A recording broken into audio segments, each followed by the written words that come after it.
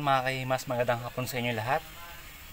Okay, shoutout po sa lahat mga viewers ko at lahat ng mga abangers ng aking mga tutorial. So maglinis tayo ng kisame. So papakita ko lang kung paano maglinis ng kisame na ang gamit ko ay meron akong cotton buds, meron akong pang-ahit, hindi sa bigote syempre. So patapos nyo itong video para magkaroon kayo ng idea kung para saan to, pang-ahit at cotton buds. Excuse me.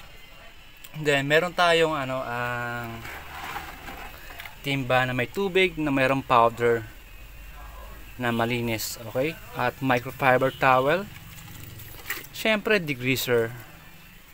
And then itong tubig ay meron na tong powder. So naumpisahan ko na sa likod. Naglilista ako ng likod ng air vent at ng kisame. Ayan, para sa mga baguhan, kung sakaling wala kayong steamer machine, ayan, pwede yan kapag wala kayong steamer, ay pwede nyo gawin ito sa kisame. Ayan, so gagawa na ako ng sample. So eto dito sa banda rito, ayan, tsaka tapos ng air vent. Ayan, so ayusin ko lang tong camera natin, di ba? Wala tayong cameraman, so wait lang. So ayan mga kahimas, okay, tinapat ko siya sa kisame. Then yung microfiber, malinis na siya. Ayan, kabilaan. Okay, so piniga ko siya ng maigi. Then kinakailangan mo siya applyan ng degreaser. Ayan, degreaser. So bali iba na yung laman nito. Okay? Pero ano din siya, ano rin siya, degreaser din. Iba na nga lang yung laman. Ginamit ko lang yung bote para mapakinabangan ko. So lagyan ko lang tong microfiber towel natin. Ayan. Sakit sa ilong.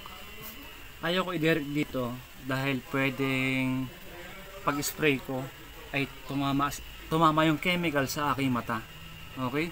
Pwede naman yung mga kahimas kahit basahan na lang. Ayan. Ayan. So wag yung sobrang basa. Okay? Yung sakto lang na hindi ito maapektuhan kasi po ito ay gawa sa material na lawanet or manipis na foam.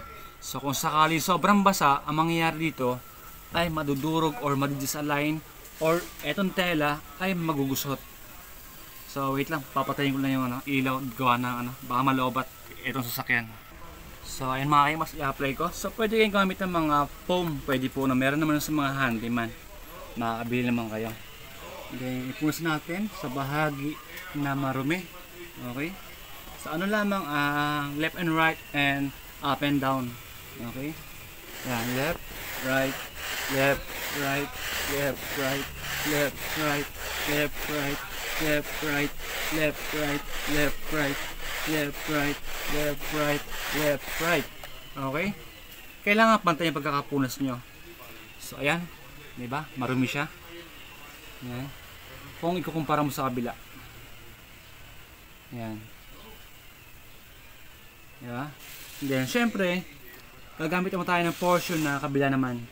Or baliktarin natin yung basahan para makuha natin yung dumi sa kisame.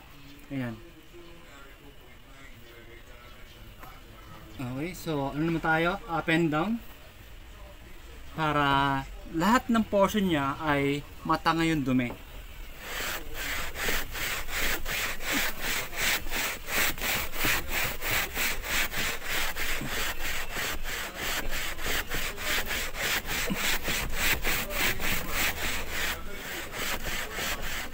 Yun. Ito, pwede na to. Left and right. Ang mahalaga naman yung luminis yung kisame. So, ayan. So, malinis na. Paano nyo malalaman na ang kisame, ang inyong trabaho ay malinis na? Okay? Siyempre, sa basahan. Kailangan nyo muli siyang banlawan sa timba na may tubig kung wala kayong steamer. Mabanlawan nyo para matanggal yung dumi.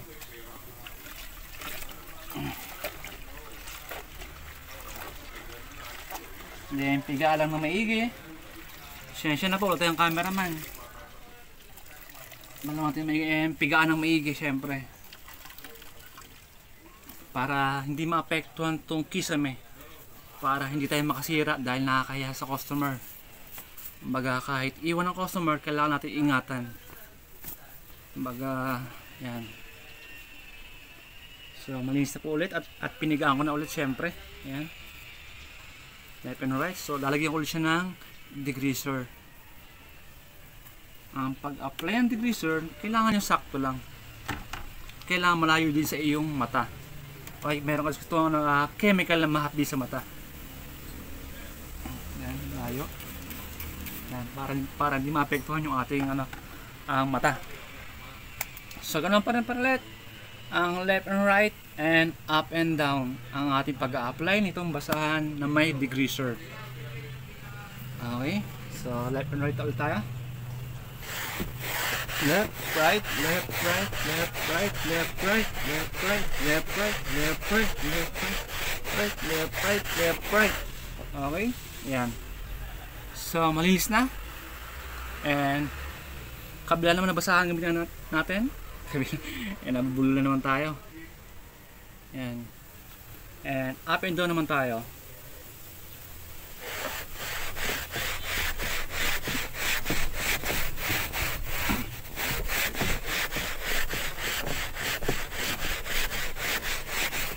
So, ayun mga kaimas, ganoon lang ang paglilinis ng kisame kung wala kayong steamer machine. Siyempre, sa paglilinis ng kisame, kasama rin itong mga yan sidings, sama rin yan, or depende sa iba. Yung iba talagang pag sinabing kisame, kisame lang, hindi nila ito sinasama. Pero syempre sa mga car wash owner, may kanya-kanya yung singilan or services kung magkano. Pero diskarte ko, sinasama ko to. Dahil lahat naman ng tao may kanya-kanya mga diskarte or linya. Diba? Yan.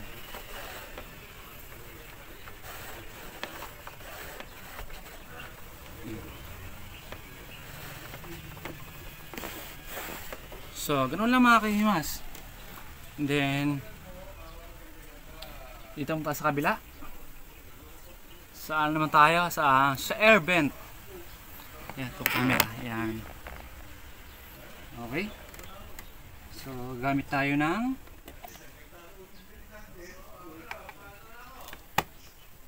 cotton buds. Yan, cotton buds.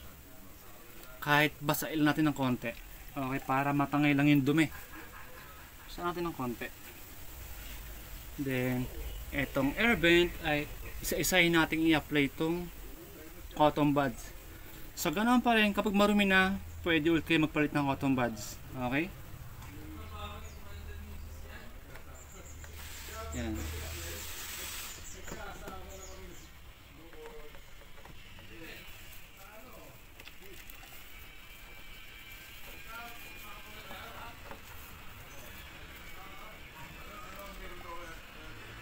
So, ayun mga kaimas, yung cotton buds, left and right, kita nyo yung diferensya, ang dumi. And katulad ng sabi ko, kapag marumi na, palitan nyo na ulit. Okay? Then, basahin nyo lang ulit. Kahit degreaser or tubig na may sabon, pwede po yun.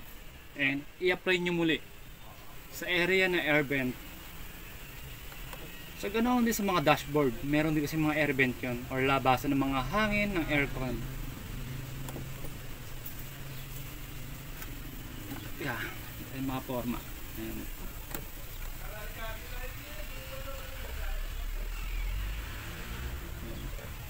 Yan, so ayan mga kaimas, parehas na madumi. At kung sakaling wala kayong yan, kung wala kayong cotton buds, technique din naman para sa inyo. Okay, tapo ko na itong cotton buds. Kung wala kayong cotton buds, ang gamitin nyo ay basahan. Ayan, yung kanina meron degreaser. And then gagamit tayo ng stick na kasya doon sa air vent. So paloob lang natin itong stick sa basahan, tsaka natin isundot doon sa area ng air vent. Ayan, malinis po. Okay? Para magkaroon kayo ng idea na hindi na kayo nakapokus sa cotton buds, kailangan pwede rin yung mga basahan with stick, diba? Para kahit saan pwede kayong uubre yung mga ginagawa nyo, hindi kayo mapapahiya sa mga customer kahit wala kayong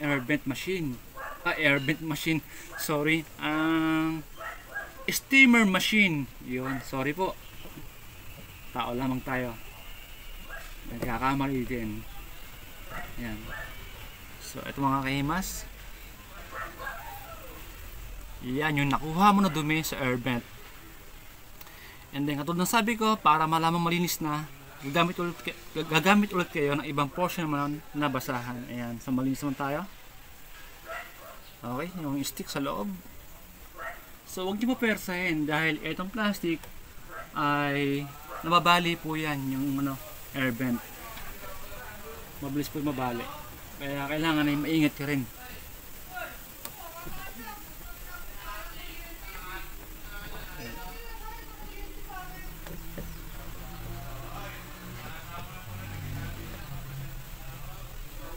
Yan. So ganoon lang. Then after nun, ito namang labas ang i-apply nyo ng basahan with degreaser. So ito na. So kukunti lang yung dumi. So babalikan ko ulit hanggang luminis yung area or yung air vent. Diba?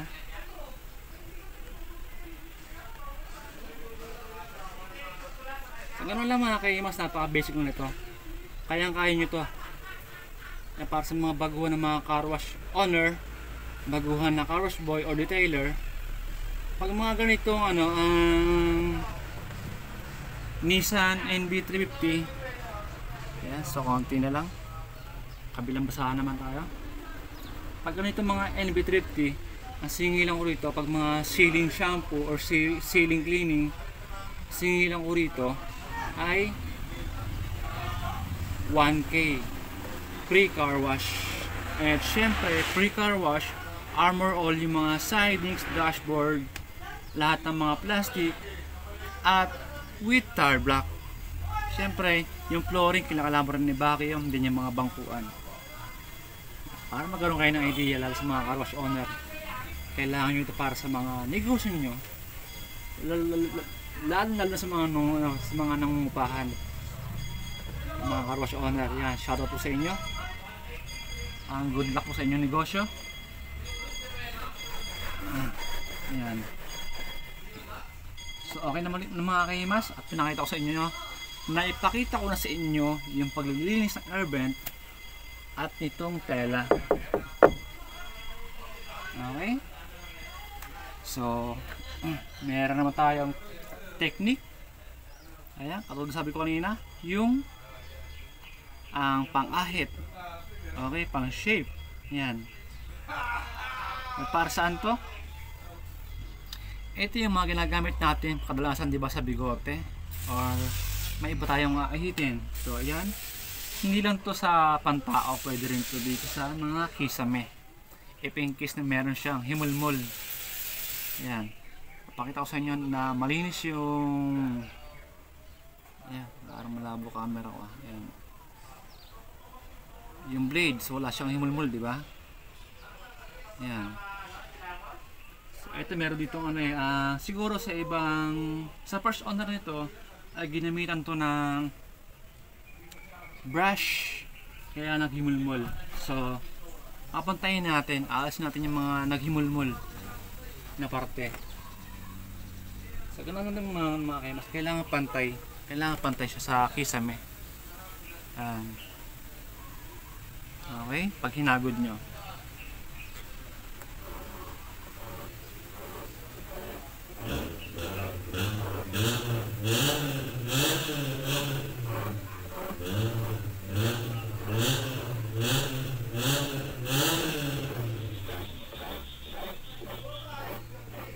So ayun, natanggal na yung himulmol. Ayan, parang hindi kita yung dumi eh. Ayan, yun, kita nyo na, yun yung dumi, yung mga himulmol na mga tinamaan ng brush or toothbrush, diba? Para magpantay na ulit siya. So ganun lang mga kaimas ang paggamit ng pang-ahit, syempre, cotton buds, at paano maglinis ng salamin. At kung nasabi ko, kung wala kayong steamer, pwede yan, manual lang. So kailangan nyo po yan. Baga hindi lang kayo nakapokus sa mga automatic machine, kailangan alam nyo rin yung mga diskarte ng manual if in case na masira ang inyong mga machine or steamer machine. Yan. So matapos ko na mga kahimas ang aking ginagawa. Baka tayo gabihin at tayo pupunta pa ng handyman. Okay.